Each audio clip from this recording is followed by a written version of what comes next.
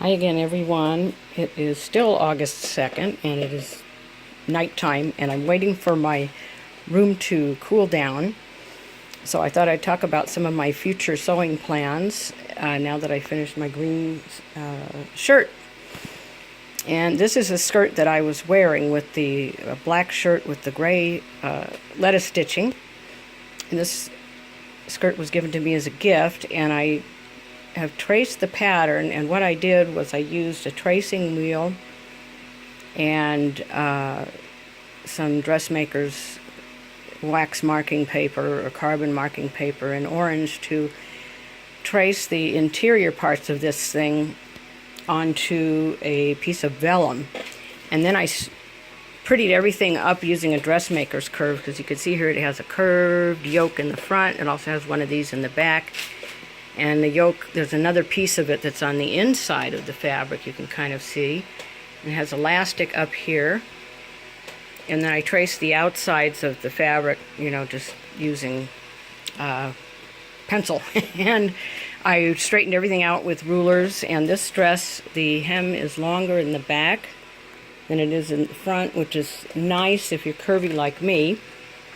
And I happen to have extra green fabric left over after I just made that green shirt. So I'm going to make a matching skirt, and I'm going to do the edges of the hem in that same lettuce stitch with the same black Gutermann bulky nylon thread. So that's something I think I'll probably cut out in the next couple of days. And my serger is back from the shop, working good as new.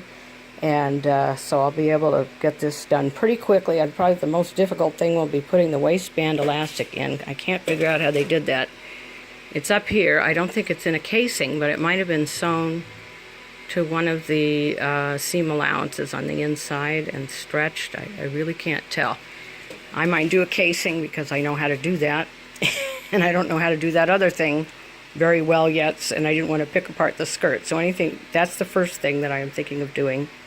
Here's my messy desk, and I wanted to share the next thing that I'm thinking of doing, which is underwear. And I know this sounds embarrassing and terrible, but stick with me for a minute. I'll explain why. This is a quick sew pattern that I found on Amazon.com. I think these are made by McCall's, but it's easy sewing. You can do it either with your sewing machine or your serger, or both. And the reason that I decided to do this is I had a lot of leftover interlock, and this pattern will tell you that you can use interlock, what else? Let's see, suggested fabrics, only with 25% stretch across the grain, single knit interlock jersey, knits with lycra and nylon tricot. And of course I would be doing the more modest ones. Probably won't model them, but I will certainly show them to you when I'm done. And the reason that I'm doing this because I just bought 2 pairs of Bally ladies tummy control undies, $19 for 2 pairs of underpants. And I thought, oh, this is dumb, and I'm always wanting to sew something. So I took a look at them, and they have a spandex, little triangular panel of spandex that is simply sewn in with 3-step zigzag on the inside of the garment. And it says on the back that I can use transparent elastic or any other kind of elastic. Well, I have mountains of transparent elastic. I already have the green material, and so I figure, why not? I can have a matching undergarment when I finish making this skirt in green, and I am going to run out of clothing to sew for myself, so why not try undergarments? And like I said, I won't torture you with my modeling this. I'm rather too mature to be modeling, shall we say, but it should be a fun adventure. And I tend to like to sew knits because there's not too much tailoring, and I'm trying to lose weight, but right now less tailoring is good.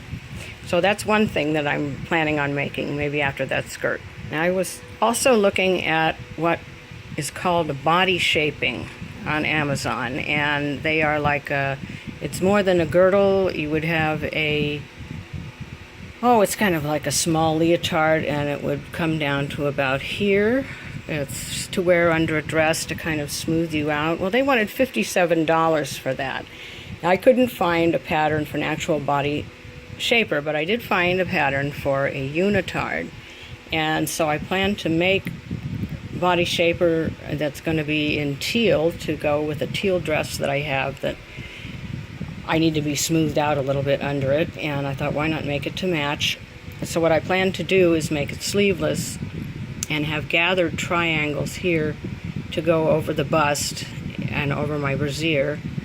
And then the rest of it's pretty straightforward because a unitard is kind of tight anyway, and I will just sew it. You can see it has a seam down the front. I hope that's not going to be a problem, but instead of bell bottoms, it'll be shorts that you could easily be worn under the length of dress that I wear. And I'm hoping it turns out pretty well because I don't want to spend $57 on something that's basically just a large girdle. And again, I won't be modeling this garment, but I may model the dress that I have that I'm making it for, and with the garment under it, and maybe do like a before and after so you can see how lumpy I look under the dress before I wear the body shaper. And if the body shaper comes out successfully, then I will show the after as well. Otherwise, I will burn the dress and the body shaper. But these are my two upcoming projects, and I wanted to show you something that helped me with the skirt, and it's helped me with the shirt that I traced, my own shirt, in order to make the shirt that I'm wearing. This is something from Sewing with Nancy. It's called Copycat Patterns. This is the DVD, and I have a book that goes with it at my old house that I'll have to fetch.